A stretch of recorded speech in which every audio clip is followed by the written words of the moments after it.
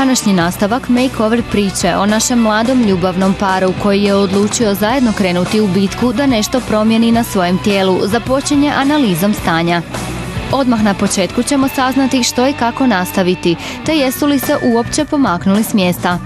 Ovo su njihove brojke prije i poslije. Kroz cijelu priču vodi ih Mislav, koji kao njihov osobni trener pazi da se sve odvija po pravilima na zdrav način. Odnosno ću reći da nam je Siniša se full ubildao, dobio čak 3 kile od ovih 5 tjedana, a Divna je skinula tih 3,5 kile i idemo dalje po nove pobjede u teretanu. Nakon analize stanja, sada je red na glavnom i najvažnijem dijelu bez kojeg nema ničega. Danas ti ćeš mi Divna raditi jedan kružni trening, to zovem kao mali aerobni utezimo u teretani, za ubrzavanje metabolizma, da ti ubrzamo cijelo tijelo, može?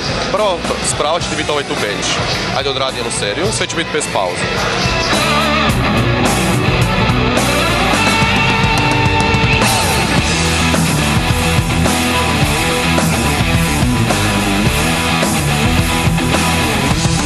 Sada ćeš mi odmah bez pauze na iskorake, sve dok ti ja ne kažem. Ajmo.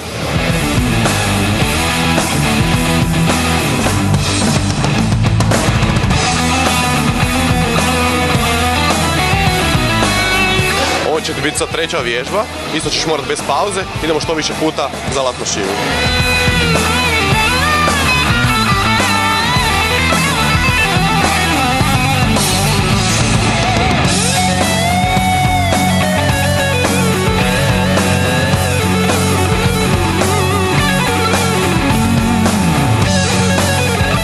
To ti je bila prva serija, prvi krug. Sad ti je pauza od latne mašine sve do benča. Još napravi tako 3 kruga bez pauze sve. Ajde, idemo.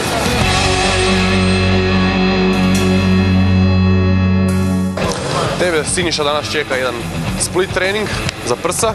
Radit ćeš mu samo bench, potiske bužicama, razvlačene bužicama. Na kraju te čeka leptir. Ajde, razvali ta prsa. Idemo. Ajde.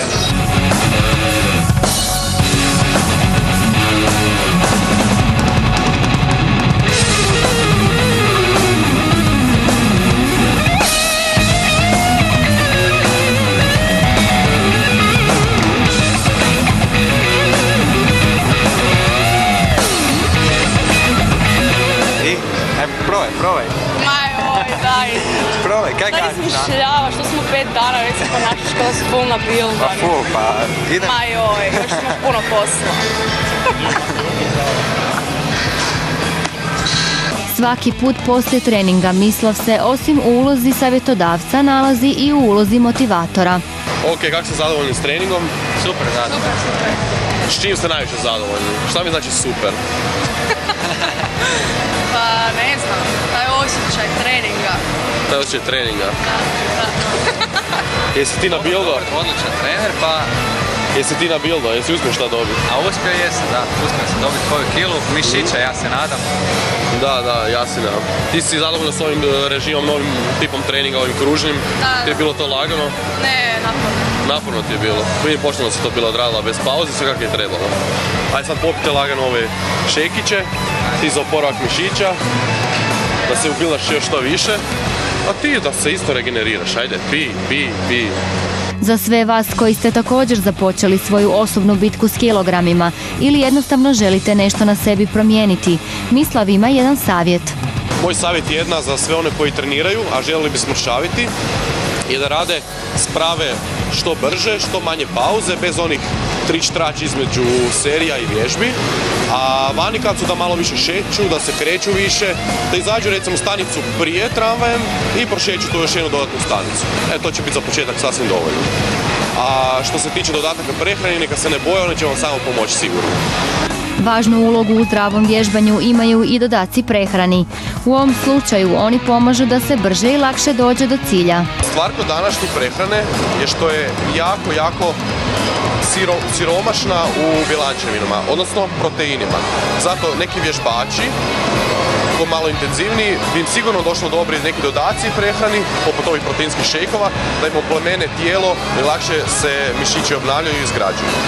A prije odabira proteinskih dodataka je dobro posavjetovati se ili sa doktorom ili sa nutricionistom ili jednostavno informirati se preko puta interneta, što je danas jako isto popularno i bogato informacijama. Današnji nastavak makeover avanture ovog mladog para je završen. Idući put ne propustite pratiti ostatak priče, jer ćemo saznati kako kombinirati namirnice, a da imaju što manje kalorija, kako spraviti proteinski šejk i kako ga koristiti.